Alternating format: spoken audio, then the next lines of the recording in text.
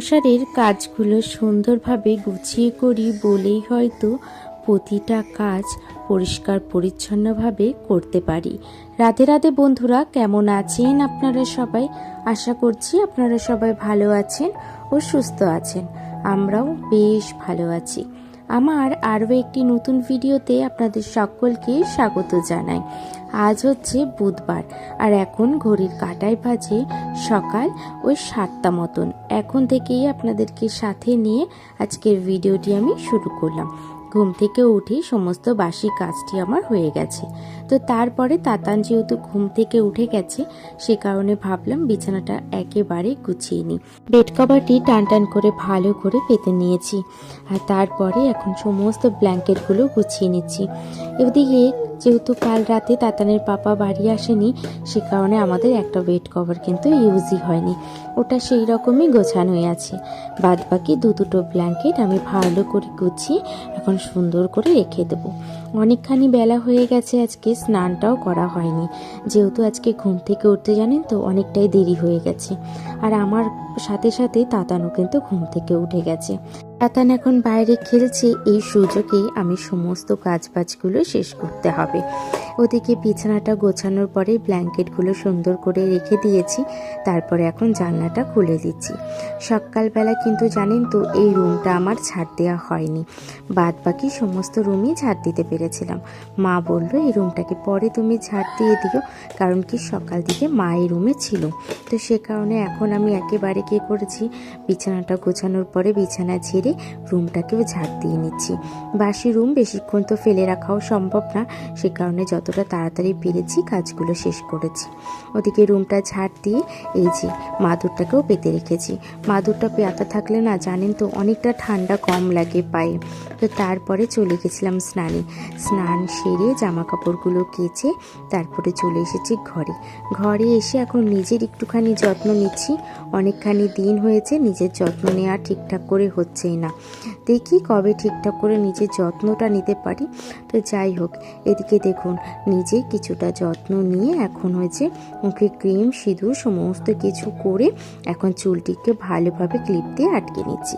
এই চুল জানেন তো কাজের সময় বড্ড বেশি বিরক্ত করে, তখন মাঝে মাঝে মনে হয় চুলগুলোকে ধরে কেটে দিই, কিন্তু যখন চুল পড়া শুরু করে তখন মনে ভারী ভীষণ কষ্ট লাগে যে এত যত্ন করে এত কষ্ট করার পরও যদি এতটাখানি চুল ওঠে কিছুই বলার নেই।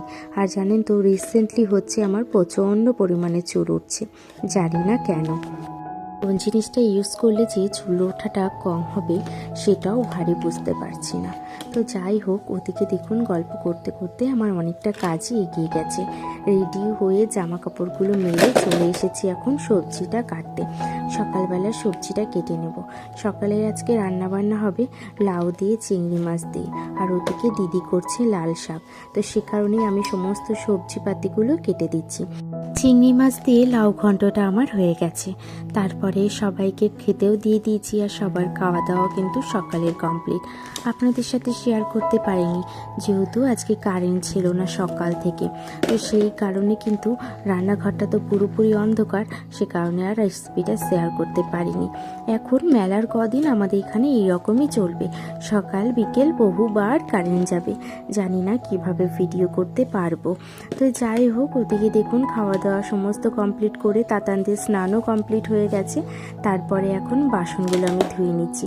আজ খাওয়া দাওয়া করতেও অনেকটা দেরি হয়ে গেছিলো, ওই যে বললাম কারেন্ট নেই, কারেন্ট না থাকলে না কাজের অনেকটা প্রবলেম হয়, কারণ কি আমরা এখন ম্যাক্সিমাম মানুষই জানেন তো ইলেকট্রিকের ওপরে কিন্তু অনেকখানি ভরসা করি। তো এদিকে দেখুন খাওয়া দাওয়া শেষ, সমস্ত কাজবাজ তো প্রায় কমপ্লিট হয়ে গেছে। তারপরে দাদা গেছিল বাজারে মাছ আনতে। এদিকে তো দাদা চলেও এসেছে বাজার থেকে মাছ নিয়ে।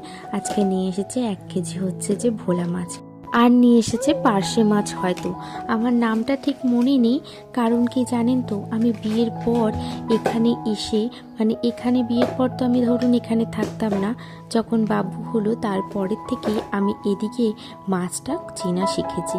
কারণ কি আমার বাপের বাড়ির দিকে খুব একটা মাছ মাছ তো আছে, কিন্তু মা যেহেতু বাজার যেত, ভাই বাজার যেত, সে কারণে কিন্তু আমি মাছ সম্বন্ধে কোনো রকম আইডিয়াই আমার ছিল না। ওই খুব কম কিছু কিছু মাছ আমি চিনতাম। তো এখন এখানে এসে বহু মাছ চিনেছি, আর মাছ কাটতেও জানেন তো শিখেছি। বিয়ের আগে তো সেভাবে কোনো কাজই করতাম না, ওই যেটুখানি করতে হবে সেইটুখানি করতাম। তো ওদিকে দেখুন আমার কিন্তু মাছ কাটাটাও হয়ে গেছে, দু রকমের মাছ কেটে মাছ ধুয়ে চলে এসেছি। আজ আবার মা বলল তোমাদের কাউকেই রান্না বান্না করতে হবে না, আমি আজকে রান্না বান্নাগুলো করে নেব। তো এদিকে মা বলল পারলে তোমরা একটুখানি আমাকে মাছগুলো ভেজে দাও। তো সেই কারণে আমি এদিকে সমস্ত মাছগুলো ভেজে নিচ্ছি।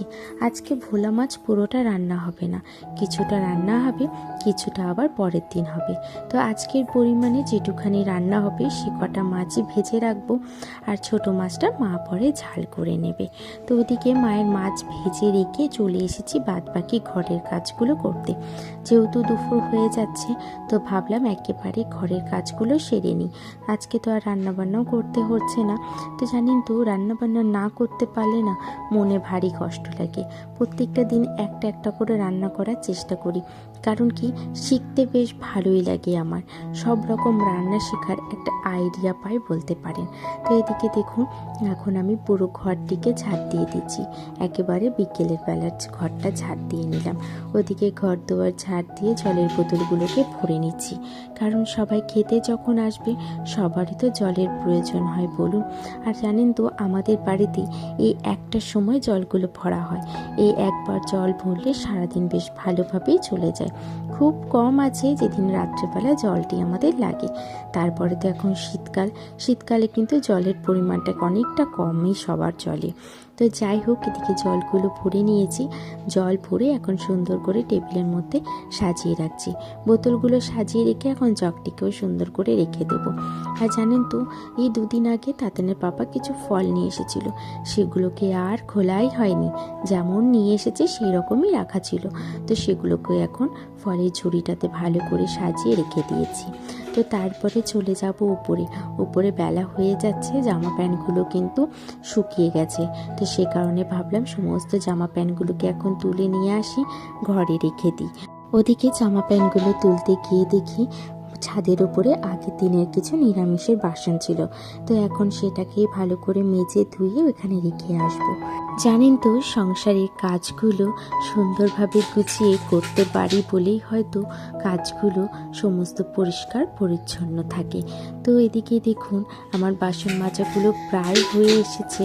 তো এখন বাসনগুলোকে মেজে ছাদের ওপরেই সুন্দর করে রেখে দেবো জল ছড়ানোর জন্য।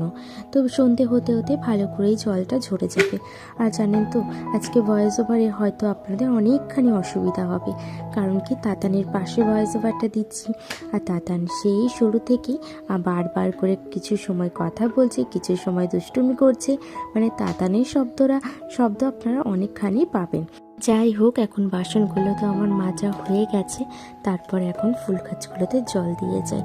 যেহেতু বিকেল হয়ে গেছে প্রায়, তার সেই কারণে ভাবলাম ফুল গাছগুলোতে একেবারে কিন্তু জল দিয়ে পুরো ছাদটিকে ভালোভাবে ঝাড় দিয়ে যায়। প্রত্যেকটা দিন তো দুবেলা করে ছাদটা ঝাড় দিতেই হয়, নাহলে জানেন তো ছাদটিকে অনেকখানি ময়লা হয়ে যায়।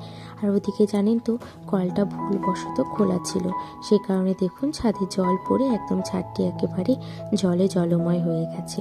তো ওদিকে কিন্তু খাওয়া দাওয়া সেরে প্রায় সন্ধে হয়ে যায়, সে কারণে আগে কি করলাম সন্ধেটা আমি দিয়ে দিচ্ছি। তো এদিকে সন্ধেটা দিয়ে আজকে আবার মা বলল কি কিছু লঙ্কা আছে, তাই লঙ্কার চপগুলোকে তোমরা দুজন মিলে করে নাও।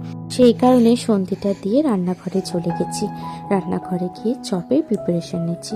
ওদিকে কিন্তু বেসনটা ফাটানো হয়ে গেছে, এদিকে কড়াইতে তেল দিয়ে তেলটি যে গরম হয়েছে সামান্য বেসন দিয়ে দেখলাম কতটা পরিমাণে তেলের হিটটি হয়েছে। তো তারপরে সমস্ত চপ মানে লঙ্কাগুলোকে বেসনে ডুবিয়ে এখন তেলের মধ্যে ছেড়ে দিচ্ছি। এই যে সবার প্রথমটি ভেজে ওঠানোর পরে এখন পরপর করে কিছুটা করে দিয়ে দেব। তো দেখুন আজকে আমাদের লঙ্কা চপগুলো বেশ ভালো লেগেছে খেতে। তো আজকের মতন ভিডিওটি এখানেই শেষ করলাম।